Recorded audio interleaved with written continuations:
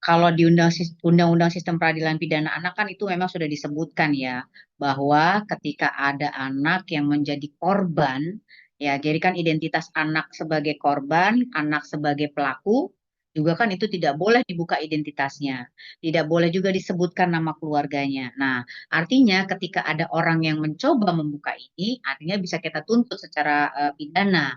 Ya, karena ini kan sudah diatur di dalam sistem peradilan pidana anak. Nah, terus kemudian ini kan kasus sama nih, apa Z ini ya. Jadi eh, sebetulnya ini kan memang dari awal Komnas yang mendampingi kasus ini. Ya, jadi kami tahu nih bagaimana pada saat waktu itu kita juga waktu itu yang menghantarkan salah satu pelaku waktu itu di Polres Kota Bekasi, ya terus kemudian juga kita yang menanyakan juga kepada ibunya ya bahwa bahwa dia memang terduga dia melakukan eksploitasi seksual terhadap anaknya. Nah, artinya kan sebetulnya seperti ini.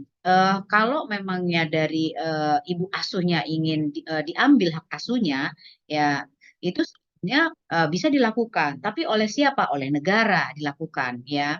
Nah, tapi saya lihat kan sepanjang ini anak ini bersama Mbak Novi ya, karena yang kami lihat ini kan bukan hanya satu aja nih, ada beberapa anak yang lain ya, lebih dari dua bahkan yang diasuh hari ini itu dalam kondisi semuanya baik-baik saja. Nah, tetapi kalau memangnya nanti apa nggak bisa dipisahkan secara seperti itu saja karena kita biasanya selalu lewat jalur yang benar ya misalnya apakah dari Kementerian Sosial nanti Dinas Sosial nanti yang kita akan berikan wewenangnya jangan sampai nanti pada saat anak sudah dikembalikan justru malah anak ini apa malah tidak malah terabaikan hak-haknya hak apa hak pendidikan. Ya, kenapa? Karena saya sampaikan karena di awal pada saat anak itu ketemu dengan kita di Komnas Perlindungan Anak, anak ini nggak sekolah. Ya, gitu. Yang kedua, terus kemudian dieksploitasi secara ekonomi apa? Anak ini juga disuruh jualan sama ibunya. Lalu terus kemudian ibunya pun tidak tahu ketika anak ini menjadi korban. Anak ini korban bukan hanya satu orang, apa terduga pelakunya. Menurut cerita anak ini kan ada tiga yang melakukan apa kekerasan seksual terhadap korban. Nah, artinya kan mau oh boleh, oke siap. Ini ya, ini segini udah cukup. Oke, ya lanjut ya. Oke, iya. Jadi, ya, jadi saya melihat ada dua unsur kesalahan yang dilakukan oleh orang tuanya. Kalau kita mau tuntut secara hukum, yang pertama ada eksploitasi secara ekonomi. Yang kedua ada faktor eksploitasi secara seksual. Terus kemudian yang ketiga hak atas pendidikan anak ini tidak dipenuhi oleh orang tuanya. Nah, ini yang Komnas lihat akhirnya kita meminta apa namanya kepada Mbak Novi untuk sementara mengasuh anak ini. Itu ya. Kenapa? Karena kalau kita serahkan kepada negara, ya, kalau anak itu bisa diasuh oleh negara, hanya saja memang ada batas waktunya. Ya, ada batas waktunya. Jadi nggak biasanya tuh kita bisa dititipkan itu sekitar 3 bulan sampai 6 bulan maksimal 1 tahun. Nah, kecuali nanti ada pihak-pihak keluarga yang ingin mengasuh anak tersebut, itu ya.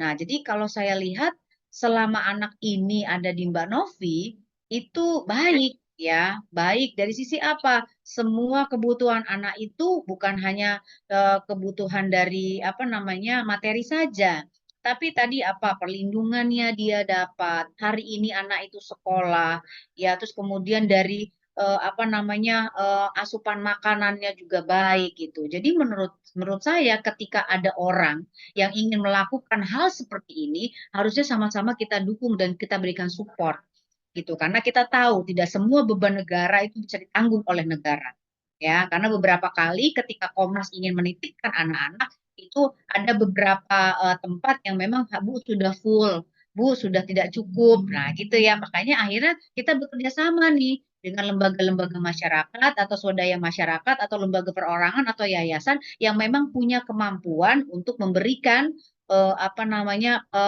perlindungan, terus kemudian diberikan hak-haknya anak-anak. Nah ini kita lakukan juga di Komnas Perlindungan Anak. Gitu Mas Faisal. Iya, ya bisa dituntut kan itu udah tertera ya di kas. Jadi Ya, jadi kan itu sudah ada diatur di Undang-Undang Perlindungan Anak Nomor 23 Tahun 2022 tentang perlindungan anak. Ya, itu kan di sana disebutkan juga bahwa anak yang berkonflik dengan hukum, anak yang menjadi pelaku ya, jadi anak korban, terus kemudian anak yang memang menjadi korban itu tidak boleh dibuka identitasnya. Tidak boleh dibuka nama anaknya, tidak boleh dibuka nama orang tuanya, bahkan tidak boleh juga disebutkan di mana tempatnya gitu ya kan. Kenapa? Itu tadi bisa dihukum, bisa dapat tuntutan. Tuntutannya apa? Di sini kalau di Undang-Undang Perlindungan Anak itu kan di sistem perlindungan anak kan bisa dituntut pidana 5 tahun ya, terus kemudian ada denda maksimal 500 juta. Nah, itu sudah ada diatur. Makanya setiap kali ya saya selalu menyampaikan sama Mbak Novi atau siapapun ya nanti yang di luar sana yang memang ketika menangani anak-anak, baik apakah pihak kepolisian atau siapapun, itu kan anak-anak dilindungi identitasnya. Makanya tidak boleh ada orang yang membuka secara apa namanya, ya gamblang dan terbuka membuka identitas anak tersebut gitu. Ini yang memang harus mulai diinformasikan, teredukasi sama masyarakat ya.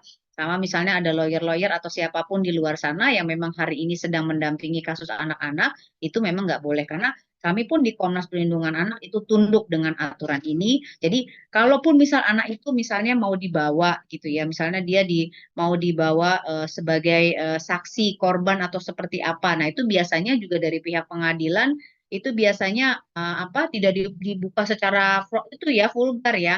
Biasanya pakai masker atau pakai topi, pakai kacamata sehingga anak itu benar-benar terlindungi identitasnya dan tidak ada yang tahu karena pastinya kan jangka panjang kita memikirkannya ya. Nah, itu Mas Faisal.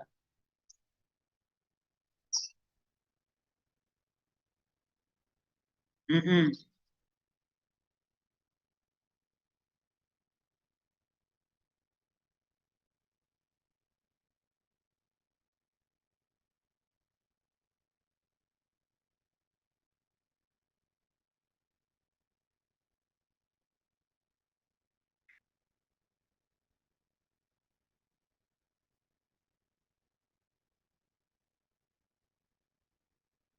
Ya, berarti tadi orang yang membuka identitas tadi lah yang harus kita kita laporkan, ya kan? Artinya dia sudah benar-benar melanggar ketentuan hukum yang ada di Indonesia, terutama Undang-Undang Perlindungan Anak.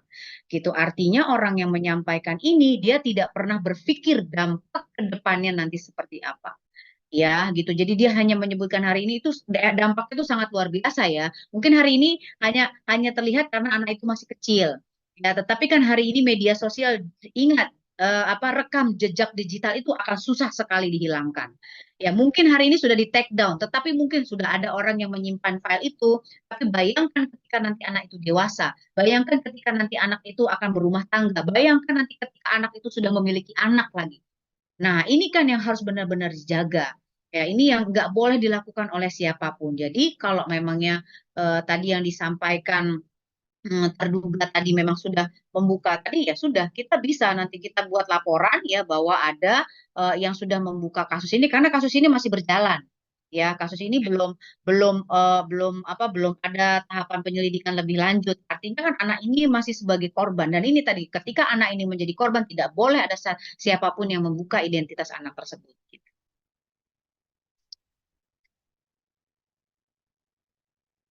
Ya, solusinya ya tadi yang sudah dia sampaikan ke media dia harus memberikan klarifikasi lagi. Ya, terus kemudian ketika ada video-video yang sudah mulai beredar di media sosial ya harus take down. Itu nggak boleh. Ya, jadi bisa berlapis-lapis nanti sudah melanggar Undang-Undang Perlindungan Anak, Sistem Peradilan Pidana Anak, Undang-Undang ITE, semuanya segala macam ya.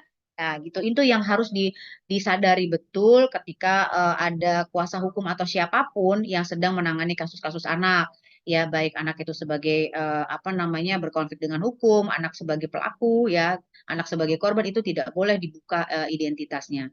Jadi ketika kami pun di Komnas ketika misalnya ada anak nih, anak dengan anak ya anak terduga sebagai korban, anak terduga sebagai pelaku ya anak korban.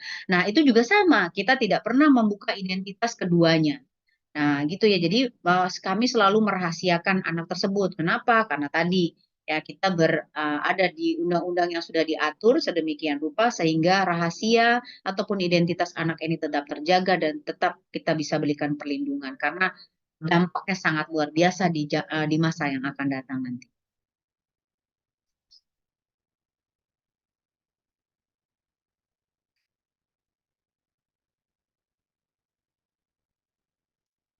Ya, gitu kan. Ya, kemarin ada kasus yang Mbak Novi aja satu yang gara-gara kasus yang sebelumnya ya kan. Anak ini berdampak di sekolahnya. Ya kan? Ya, ini jadi banyak jadi makanya ketika ada orang dewasa yang memberikan statement ya yang berhubungan dengan anak-anak harusnya berpikir panjang. Saya selalu bilang berpikir panjang ya. Jadi jangan asal menyebutkan saja. Yang dilihat mungkin tidak suka dengan ibunya, tidak suka dengan ayahnya, tapi ketika itu anak-anak yang terbawa gitu. Nah, kalau kami di Komnas Perlindungan Anak, ketika orang dewasa yang berkonflik, anak-anak jangan masuk ke ranah sana.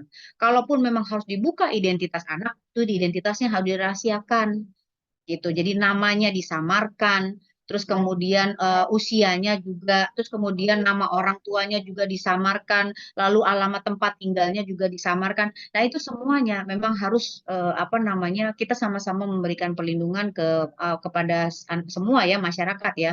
Ini adalah bagian edukasi. Jadi mudah-mudahan nanti dengan kejadian ini bisa jadi pelajaran nih buat siapapun yang ada di luar sana ya.